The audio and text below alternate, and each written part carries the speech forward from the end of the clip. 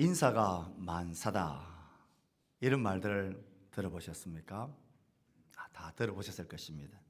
지금 우리 청소년부 아이들 우리 같이 예배 드리고 있는데요, 우리 청년부 아이들도 같이 있습니다. 한번 물어봅니다. 인사가 만사다, 무슨 뜻일까요?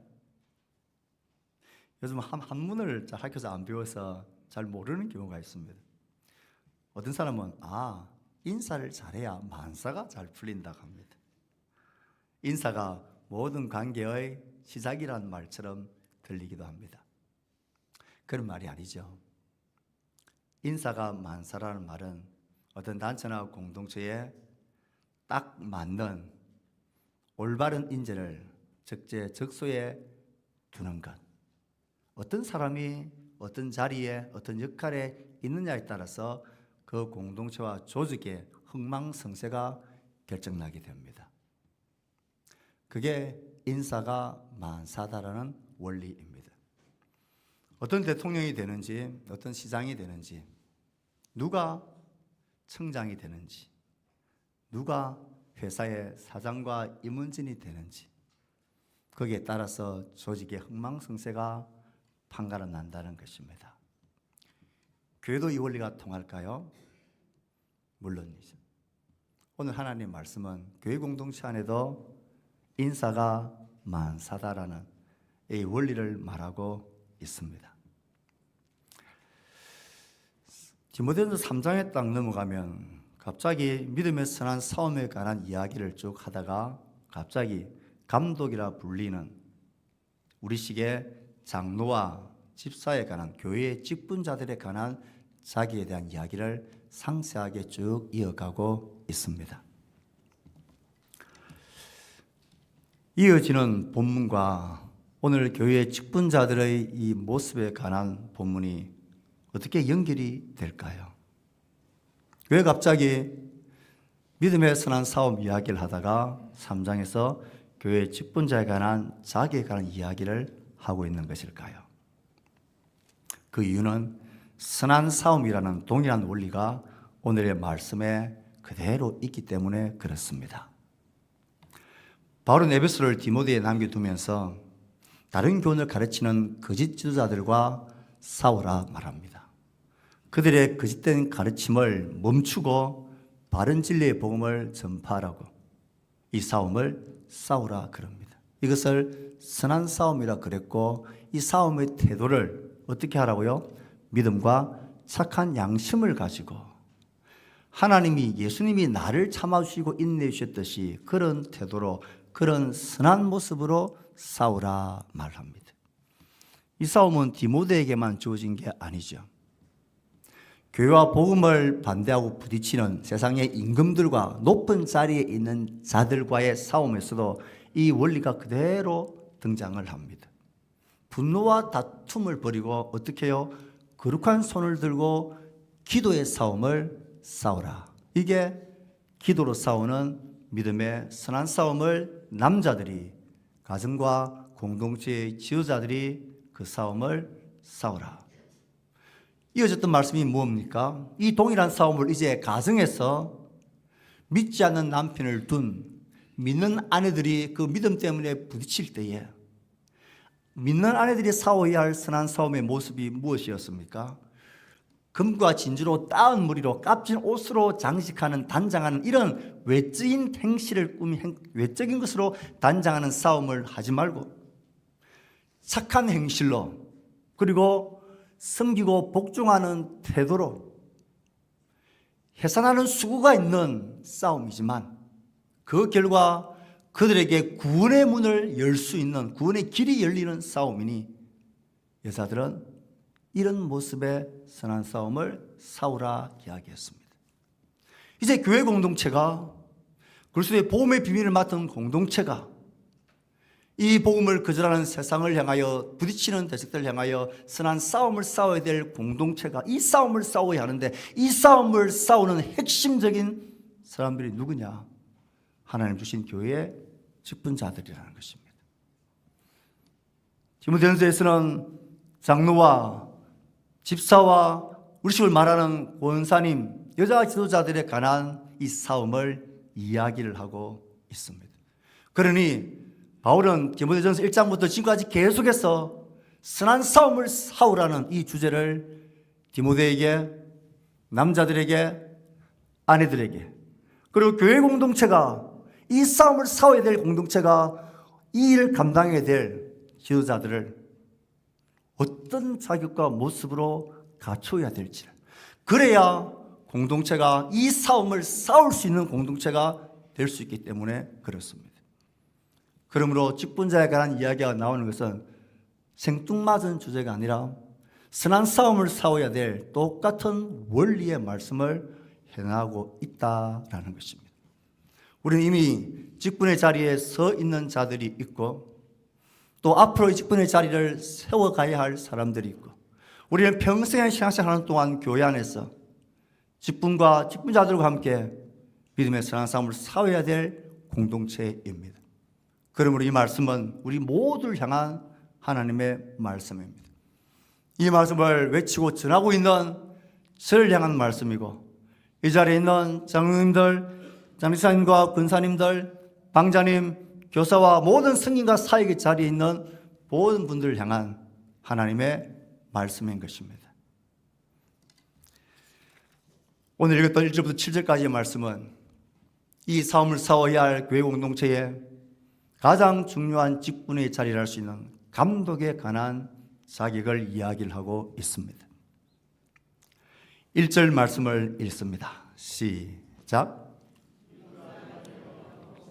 감독의 직분을 얻으려 함은 선한 일을 사모하는 것이라 함이로다. 미쁘다 이 말이야.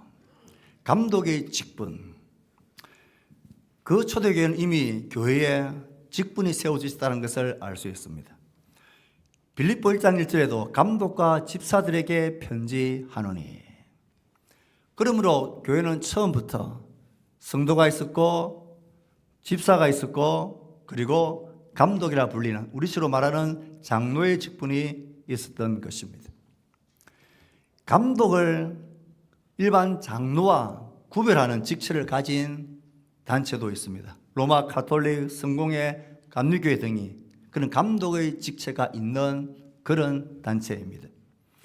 하지만 우리의 고백은, 신약 성경은 장로들과 감독을 동일시하고 있는 것으로 이해를 하고 받아들입니다. 밀레도 항구에서 바울이 에베소에 있는 장로들을 오라고 하죠. 그리고 그들에게 고별 설교와 인사를 할 때에 그들 중에 하는 말이 하나님이 너희를 감독자로 세웠다라고 이야기를 합니다. 장로들을 불러서 하나님이 너희들을 교회의 감독자로 세웠다. 너희들이 해야 될 사역과 기능이 강조되어지면 감독으로, 그리고 헬라적인 배경으로서 말하는 것은 감독으로, 이 조직 직책의 감독이라는 개념이 좀 강하고, 그리고 이스라엘 백성들의 역사 속에서, 히브리 배경 속에서는 이것을 장로로 이해하는 그런 동일한 직분의 다른 용어다, 그렇게 우리는 받아들입니다. 그리고 교회는 장로, 목회자인 목사도 장로입니다. 그래서 교회는 장로인, 목사와 장로님들, 그리고 집사와 권사님들, 성도들이란 이 직분 직체가 성경에서 주어진 대로 있는 것입니다. 뭐 교회에 그런 직계와 직분이 왜 있어? 그렇게 이야기하면 성경을 잘 모르는 일입니다. 우리가 더 주목해야 되는 것은 미쁘다 이 말이여라는 표현입니다. 미쁘다라는 이 말은 참으로 진실하다라는 뜻입니다. 신약 성경에서 미쁘다라는 이 말 뒤에 이어지는 내용은 대부분 그리스도의 복음의 진리를 말할 때에 미쁘다라는 이 표현을 써서 복음의 그 진리를 확증하고, 이 복음의 진리가 얼마나 신실하고 진실하냐, 그것을 말할 때에 미쁘다라는 이 용어를 씁니다. 그 귀하고 소중한 용어를 오늘 이 감독의 직분, 장로의 직분을 이야기할 때에 사용하고 있다는 것이 특이한 상황입니다. 왜 그렇게 복음의 진리를 말하는, 그 표현하는 미쁘다는 단어를 이 직분에게 말하고 있는 것일까요? 교회 공동체는 예수 그리스도의 복음의 진리를 맡은 공동체이고, 이 복음의 진리의 공동체를 맡아서 부딪히는 세상과 싸워야 할 공동체인데 그 일을 감당할 핵심적인 멤버, 영향력의 자리가 이 감독과 장로의 자리라는 것입니다. 직분이라는 것입니다. 이 믿음의 진리의 싸움을 싸워야 될 핵심적인 자리에 있는 자가 그 직분이 이 직분이어서 미쁘다라는 단어를 사용하고 있는 것입니다. 그러니 이것을 사모하는 것은 선하고 아름다운 것입니다. 나는 절대로 교회 직분자가 안 될 거야. 아무리 시켜도 난 안 할 거야. 그건 좋은 신앙이 아닙니다. 그건 이 믿음의 싸움, 공동체의 싸움을 나는 안 싸울 거야 라고 말하는 것과 같습니다. 우리 모두 이것을 진실하게 사모해야 되고 바른 직분이 교회에 세워지도록 예를 써야 하는 것입니다. 자, 2절부터 7절까지는 한 절도 빠지지 않고 이렇게 미쁘다라고 표현할 만큼 소중한 중요한 이 직분, 이 직분에 합당한 모습이 어떤 모습이냐 하는 것을 너무나 놀랍게도 한두 줄이 아니라 너무나 많은 이야기들을 7절까지 쭉 하고 있다는 것에 주목할 필요가 있습니다. 우선 2절, 3절에서는 개인적인 차원에서 좀 더 적극적인 측면의 자격과 모습을 이야기하고 3절은 좀 소극적인 측면에서의 모습을 이야기해 주고 있습니다. 적극적인 측면에서의 그 모습이 7가지가 나오는데요. 2절 말씀을 읽어봅시다. 시작. 그러므로 감독은 책망할 것이 없으며 한 아내의 남편이 되며 절제하며 신중하며 단정하며 나그네를 대접하며 가르치기를 잘하며. 처음부터 우리의 코를 납작하게 만드는 것이 책망할 것이 없어야 한다라고 말합니다. 이건 모든 면에서 그 사람을 딱 보면 야, 저 사람 어떤 면에서도 책망할 것이 없는 야, 멋진 사람이다. 와, 닮고 싶은 사람이다. 그런 인상과 그런 사람이어야 하는 것입니다. 세상에 책망할 것이 없는 사람이 있다면 딱 한 사람, 예수 그리스도밖에 누가 있겠습니까? 그만큼 그리스도의 생명과 피를 쏟은 그 보호를 맡은 교회에 이 싸움의 핵심적인 자리에 있는 자는 책망할 것이 없는 자여야 합니다. 누가 보더라도. 저 사람을 딱 보는데 저 사람이 이런 인상을, 이런 평가를 받는 사람은 합당치 않다는 것입니다. 한 아내의 남편이 되며 당시 일부 다처제를 반대하면서 경계하면서 결혼 생활에 신실한 사람이어야 하고 신실했어야 했던 사람이어야 하고 신실할 사람이어야 한다는 것입니다. 부부 사이의 친밀함과 믿음의 행복함과 자유와 기쁨과 안정감이 없으면 그 태도는 고치고 돌이키고 다시 새롭게 해야 된다라는 것입니다. 그리고 이어지는 절제, 아담, 진실함, 나그네 대접, 자기 관리를 잘하는 사람이어야 합니다. 자기를 절제하고 자기를 제어하고 속과 겉이 같은 사람, 나그네, 나의 도움에 손길이 필요한 사람, 나의 배려와 돌봄이 필요한 사람들 향한 대접을 잘하는 사람이어야 합니다. 이기적인 사람, 자기 것만 챙기는 사람, 다른 사람 약함과 인약함에 대해서 날카로운 비판과 정죄에 발빠른 사람, 그것을 지혜라고 말하는 사람, 그것을 내가 똑똑하다고 생각하는 사람, 그런 모습은 안 된다는 것입니다.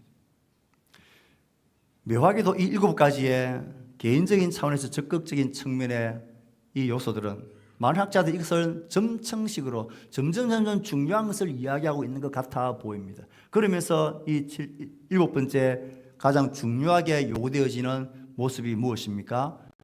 가르치기를 잘하며입니다. 교회 공동체가 진리의 복음을 맡은 공동체가 거짓된 복음과 세상과 부딪히고 싸울 때에 그 싸움의 최고의 무기는 진리의 말씀입니다. 그래서 이 말씀을 가르치기를 잘해야 합니다. 비단 설교를 하고 말씀을 가르치는 목사, 장로인, 목사뿐만 아니라 교회의 직분자들, 장로님들은 하나님의 말씀을 가르치기를 잘하는 사람이어야 합니다. 가르친 것은 목사님이 하고 우리는 감독만 하겠습니다. 치리만 하겠습니다. 이건 성경적이지 않습니다. 그렇다면 문제는 가르치기를 잘하기 위해서는 무엇을 잘해야 할까요? 잘 배워야지. 성경 지식을 잘 알고 깨닫고 배우는 것만이 아니라 이 말씀을 내 삶으로 그 말씀 앞에 서고 그 말씀 앞에 순종하고 그 말씀을 살아내는 모습으로 말씀을 잘 가르치는 자여야 합니다. 말씀을 잘 배우는 자리, 말씀 앞에 겸비하게 서는 자리, 말씀 앞에 진짜로 두려워 떠는 삶의 이 모습이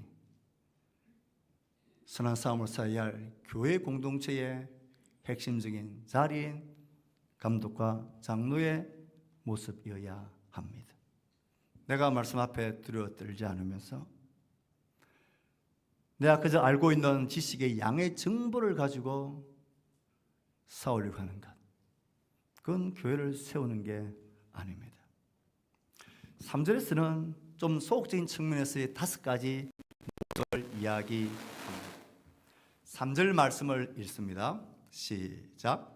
술을 즐기지 아니하며 고타하지 아니하며 오직 관용하며 다투지 아니하며 돈을 사랑하지 아니하며. 술을 즐기지 아니한다, 구타하지 아니한다, 관용한다, 다투지 아니한다.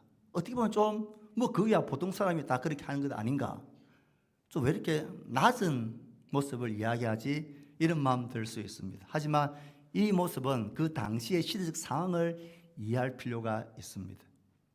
로마의 속국이었고 도시였던 에베소, 지금과 똑 마찬가지로 이 도시는 정말 술에 취했고 성적인 타락에 취해 있는 도시입니다.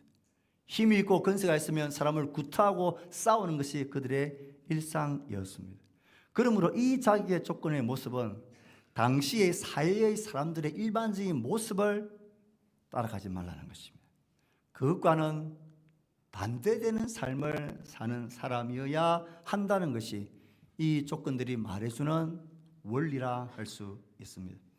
술을 들고 힘의 권세를 부리고 구타하고 자신의 권세와 힘을 가지고 사람을 부리려고 하는, 자시 만족과 자기 충만을 따라 살아가는 이 세상의 방식을 따르지 말라는 것입니다. 교회에 오면 하나님의 말씀을 따르고 밖에서는 사람들과 똑같이 사는 사람은 안 된다는 것입니다. 우리 지금 이야기하면 신앙 밖에 있는 사람들이 모이면 무슨 이야기를 합니까?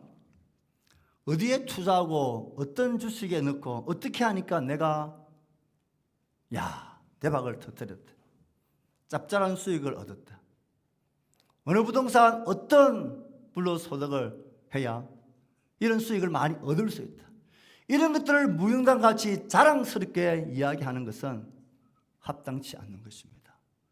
그건 세상 사람들이 사는 것을 똑같이 따라 사는 것입니다. 그런 길을 걷지 말고 그런 것을 하지 말라고 성경은 우리에게 말합니다. 세상 사람들이 그런 것들을 따라서 성공하고 얻었던 것을 자랑삼아 모이면 그런 이야기를 하고 세상 사람들이 나누는 그런 것들을 이야기하는 것, 그건 교회를 세우는 게 아닙니다. 그들의 모습을 따르지 말라는 것입니다. 이 소극적 측면에서도 마지막에 언급되어지는 것이 5번째가 무엇입니까? 돈을 사랑하지 아니하며. 이 시대의 정신을 한마디로 말하면 돈을 사랑하고 섬기는 시대이죠. 그러나 이 시대를 따르지 않는 삶의 가장 확실한 표지는 돈을 사랑하지 않는 모습입니다. 돈을 사랑한다는 것은 자기 이익을 대표하는, 자기 이익을 따라 사는 사람입니다. 돈이 많은 사람이 되어서 마라, 부자가 되지 말아라는 그런 말은 아닙니다. 돈을 사랑하는 사람, 돈에 대한 욕심을 따라 그것이 내 인생의 최종 목적인 것처럼 그렇게 살지 말라는 것입니다. 돈을 섬기고 하나님 주는 경배하고 돈과 부를 추구하는 모습, 모이면 돈돈거리는 그런 모습, 돈을 사랑하지 말라는 것입니다. 이렇게 말씀을 드리면 사랑할 돈이라 좀 많이 있어 봤으면 좋겠다라는 그런 마음이 혹 들지 모르겠습니다. 그러나 교회 안에 교묘하게 들어와 있는 돈을 사랑하는 모습이 어떤 것인지 압니까? 돈에 인색한 모습입니다. 교회 안에서 돈에 인색한 모습이 어디로 드러납니까? 하나님과 교회와 지체들을 돌아보는 헌금 생활에 인색한 것. 그건 돈을 사랑하는 모습의 한 방편입니다. 다른 사람과 하나님을 향하여서 인색한 헌금 생활은 돈을 사랑하는 모습의 표현이라 할 수 있습니다. 우리가 정직하게 하나님 말씀을 썼을 때에 이런 하나님을 향한 헌금 생활에 인색하고 아깝고 손이 오므라듭니까? 저희 집에 헌금 담당은 처음에 제가 했었는데 조금 지나다가 아내에게 제가 다 맡겼습니다. 이유는 딱 하나밖에 없었습니다. 헌금의 양을 놓고 보니까 아내가 저보다 약 2배 가까이 헌금을 하는 그런 마음이 있더라고요. 야, 이건 당신이 해야 되겠다. 그래서 제가 다 넘겼습니다. 돈을 사랑하는 인색하는 마음, 또 이것이 교묘하게 우리를 속이는 또 한 가지 모습이 뭔지 아십니까? 교회 헌금 지출에 관해서 비상한 감각을 가지고 있는 사람들입니다. 교회 재정을 아끼고 허투루 쓰지 않느냐, 그렇게 아끼고 아껴야 된다는 것을 지나치게 강조하고 늘 그것에 밝은 사람들, 관심이 가 있는 사람들입니다. 왜 이게 인색한 삶의 모습일까요? 그런 모습을 통하여서 나는 교회 헌금을 소중하게 대하고 교회 헌금을 허투루 쓰지 않는다는 것을 강조하면서 나의 인색한 헌금 생활을 보상하고 감추고 숨으려고 하는 시도이기 때문에 그렇습니다. 교회 헌금과 지출에 관하여서 비상한 관심을 가지고 많은 말을 하는 사람 중에 저는 헌금에 풍성한 사람을 본 적이 없습니다.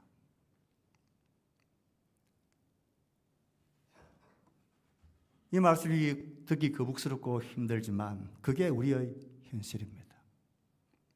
구절을 이야기하고 선교를 이야기하고 헌신을 말하면서 거기에 나의 헌금이 어떻게 드려지고 어떻게 사용되어지고 있습니까? 그렇게 외치고 열을 내는 만큼 그 일에 여러분들은 풍성한 삶이 헌금의 생활이 있습니까?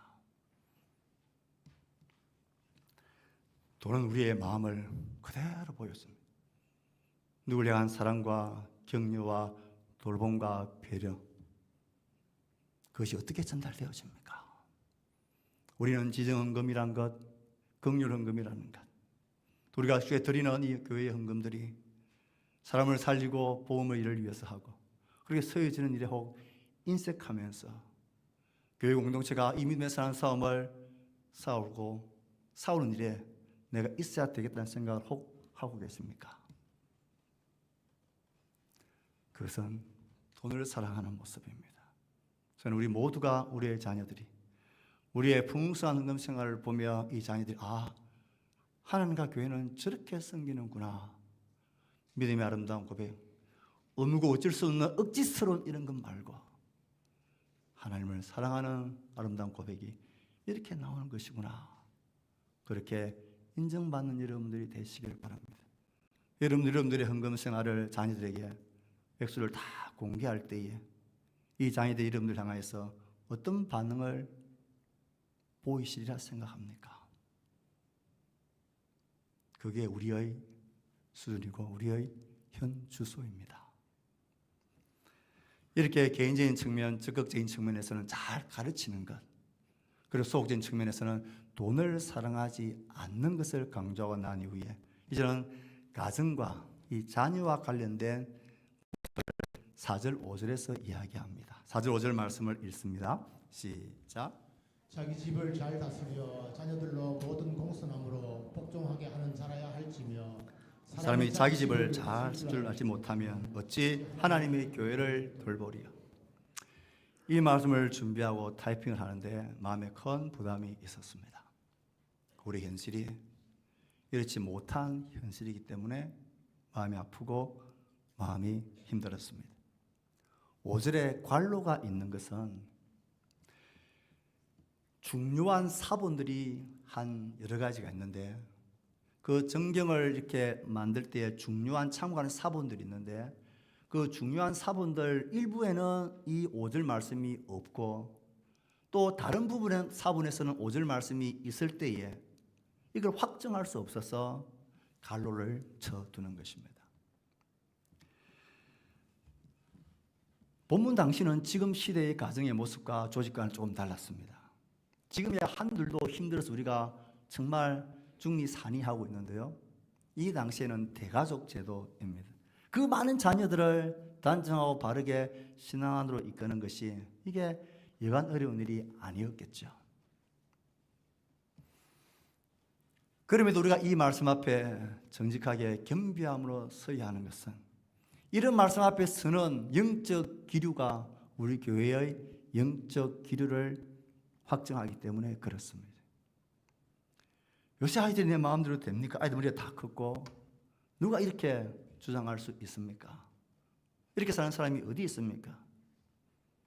이걸 마치 아무렇지도 않은 것처럼, 당연한 것처럼, 시시한 것처럼, 그런 말, 불편한 말 하지 말라고 하는 것을 넘어가는 그런 영적 기류라면 그 교회는 딱 거기까지입니다.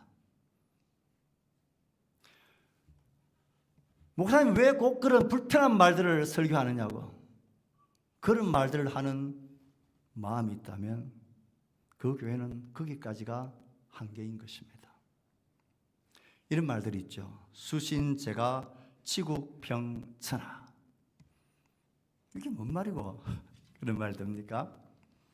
자신의 몸, 그리고 가정, 그리고 나라, 그리고 천하를 안정케 하고 다스리는 것입니다. 이 원리가 진짜 맞죠.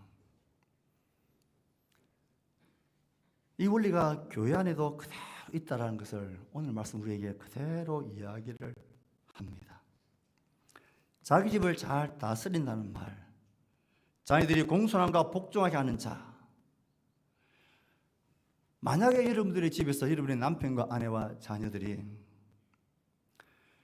여러분들을 목사로, 장로로, 집사와 권사로, 교회 직분자로 아이들이 볼 때에,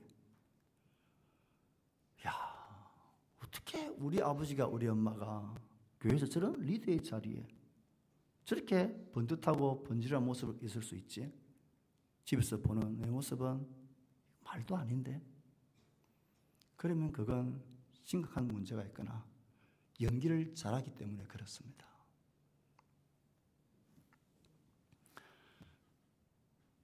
오늘 집에 돌아가셔서 여러분 남편과 아내들과 자녀들에게 꼭 물어보십시오.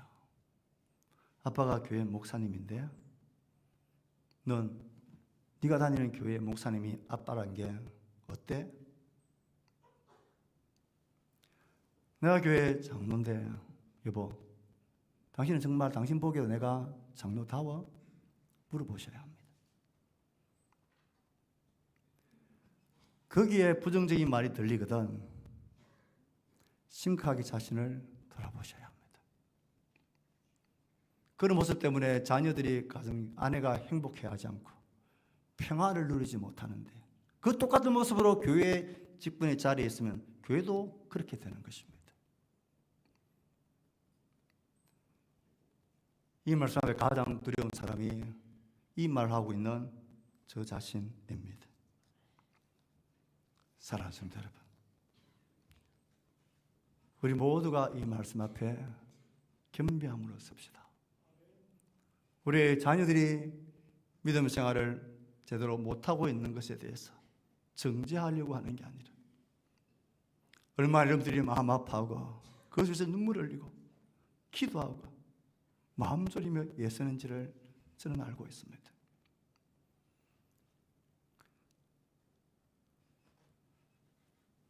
그런 상황을 말하는 게, 설교하는 게 이상한 교회, 그런 거 뭐 다 그런 거 아니야 당연시 여기며 아무렇지도 않은 것처럼 그렇게 말하는 기류가 교회에 있어서는 안 된다는 것입니다.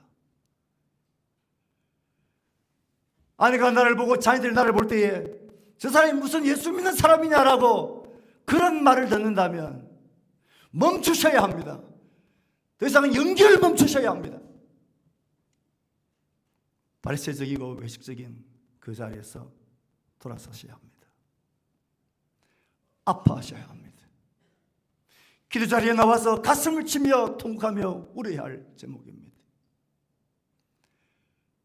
그래야 교회가, 그런 사람이 있어야 교회가 믿음의 선한 싸움을 싸우는 진리의 공동체가 되어가는 것입니다. 6절 7절엔 기타 객관적인 이야기합니다. 6절 7절 말씀을 읽습니다. 시작. 하도 말지니 교만하여져서 마귀를 정죄하는 그 정죄에 빠질까 하며 또한 또 의인에게서도 선한 증거를 얻은 자라야 할지니 비방과 마귀의 올무에 빠질까 염려하라. 금방 신앙 안으로 들어온 사람 안 된다는 것입니다. 이제 막 우리 교회에 들어온 사람을 말하는 게 아니고 예수를 믿는 신앙 안에 이제 막 들어온 사람, 그런 시도가 언제 있습니까? 야, 저 사람은 사장이래. 야, 저 사람은 장관이래. 저 사람은 사회 나가면 권력 있고 힘께나 쓰는 사람이래. 야, 빨리빨리 그럼 우리 교회 직분자로 세우자. 이렇게 하지 말라는 것입니다. 그건 마귀의 속임이고 정죄에 빠지는 일입니다. 외인에게서도 선한 증거를 얻은 자라야 할지니, 여러분들이 직장생활 하는데 여러분의 동료들에게 야, 예수 믿는 사람은 다르네, 그런 인정, 이웃들에게 야, 참 좋은 이웃이네, 좋은 친구네, 그런 사람이어야 합니다. 여러분 반에서 왕따를 하고 있는 친구가 있습니까? 내가 그와 함께 왕따 당할 용기를 가지는 사람이어야 합니다. 부정한 이익을 해서 마음에 유혹들이고 다 그렇게 걸어갑니까? 아니다고 돌아서는 사람이어야 합니다. 그때 욕하고 비난하고 저렇게 사회생활을 어떻게 해라고 욕하겠지만 그들은 돌아서서 마음으로 야, 저거 진짜네 생각합니다. 그런 사람이어야 합니다. 말씀을 맺으면서 저는 이 본문의 말씀을 준비하면서 가장 충격적으로 와닿았던 것은 이렇게 미쁘다고 표현할 만큼 선하고 아름답고 중요한 이 목사와 장로의 직분들, 교회의 직분들, 그 역할이 뭔지 보다 그들의 자격과 조건과 모습에 합당한 태도에 대해서 이렇게 쭉 말하고 있는 것이 놀랍지 않습니까? 우리의 관심은 야, 이제 내가 목사가 되었으니까, 장로가 되었으니까 내게 주어진 역할이 뭐지? 내가 무엇을 할 수 있지? 이런 자리에 내가 당연히 있어야 되는 거 아니야? 내가 이 자리에 서야지. 우리는 이 역할에 모든 관심이 다가 있습니다. 나의 역할을 누구라도 빼앗다든지 그 역할의 자리에 내가 서 있지 않으면 마음이 불편해집니다. 그러나 성경은 역할이 아니라 어떤 사람이어야 하는가에 대한 깊은 말씀을 하고 있습니다. 나의 마음과 생각들을 내가 어떤 역할을 하고 내가 해야 될 권리가 뭐고 의무가 뭐지? 이것보다는 이 자리에 서 있는 내가 어떤 모습이어야 하는지에 대한 통찰한 마음에 절절함이 있어요. 사람은 얼마나 간사한지 나의 나됨의 모습을 역할에 집중함으로 스스로를 숨기고 속는 착각을 너무나 잘하는 존재가 사람입니다. 대표적인 사람, 위험 있는 사람이 저입니다. 이렇게 설교하기 때문에 마치 내가 이렇게 강조하면 강조할수록 나는 그런 사람이냐 스스로를 숨기고 속는 일이 많이 있습니다. 목사가 그렇고 장로님들이 그렇고 집사와 근사교회 직분자들이 그렇습니다. 그 역할이 있어야 되기 때문에 그 역할의 자리에 나는 그런 사람이 아니지만 그래도 나는 내 역할을 해야 된다라고, 나는 못하지만 니는 해라라고 말하는 이런 사탄적이고 마귀적인 유혹에 우리가 얼마나 잘 속는지 모릅니다. 그게 진리를 지키는 거고 그게 교회를 지키는 것이라고 생각하는 이 착각 오해를 그만두셔야 합니다. 우리가 싸워야 할 싸움은 역할에 대한 싸움이기 전에 이런 자에게 합당한 나의 모습을 만들어가고 몸부림치는 싸움이어야 합니다. 그 역할은 그 싸움을 하고 있는 사람들이 감당할 수 있습니다. 내가 싸워야 할 나의 싸움을 싸우십시오. 왜 젊은 세대들이 저같이 50, 60 되어가는 이상의 세대를 꼰대라고 그렇게 세대 차이 난다고 말합니까? 어른 노릇을 하고 싶은데 어른이 안 되면서 어른 노릇을 하고 싶은 모습 때문입니다. 어른이 되면 무엇은 열고 무엇은 닫으라 그러죠. 뭘 열으라 그럽니까? 지갑은 열고 뭘 닫아요? 입은 닫으란 말이에요. 입을 닫는다는 말은 그 역할과 특권과 자신의 영향력에 관한 것들을 그것을 말하며 그것을 주장하는 것을 닫는 것이고 이들을 격려하고 세워주기 위해서 나의 시간과 나의 지갑을 열어 그들을 격려하는 이런 애를 써야 합니다. 지갑도 열고 입도 열면 그건 망구깡입니다. 지갑은 열지 않으면서 입만 연다. 그는 교회를 무너뜨리는 일입니다. 사랑하는 성도 여러분, 나는 그런 자격이 안 되지만 나에게 주어진 역할이기 때문에 나는 이 역할이라도 해야 되겠다 생각하는 이 사탄적인 자기 미혹에 속지 마십시오. 여러분들 사회들 싸움은 역할을 잘하는 싸움이 아니라 이런 사람이 합당한 모습을 갖추는 싸움입니다. 이 싸움을 우리 모두가 싸워갑시다. 우리 교회 모든 직분자들이 오늘 같은 이 말씀 앞에 겸비함을 써서 목사님 또 왜 그런 설교를 하냐라는 이런 생각들을 눌러버리고 제일 앞에 제가 서겠습니다. 그리고 장로님들이 서시고 따르십시오. 집사님과 권사님들이, 부모들이, 방장님들이, 교사들이 따르십시오. 교묘하고 악한 모습으로 역할 위에 나를 숨기고 속이려고 하는 이 사탄의 미혹과 정죄에 빠지지 마시기를 겸비한 마음을 잡혀 서는 우리 모두, 그래서 우리 공동체가 이런 지도자들을 통하여 믿음의 선한 싸움으로 힘있게 행복하게 싸워가는, 나 때문에 우리의 자녀들이 행복하고 평안을 누리는 것처럼 교회 지도자들이 나 때문에 행복하고 신앙생활할 맛이 나는 저렇게 교회를 세워가는 것이라고 말하는, 내 모습이 그 때문에 그들이 이게 무슨 교회를 세우는 것이냐고 교회를 떠나는 일이 다시는 없도록 자신을 돌이키고 주께 서는 우리 모두가 되기를 주의 말씀으로 축복합니다. 제가 기도하겠습니다. 하나님,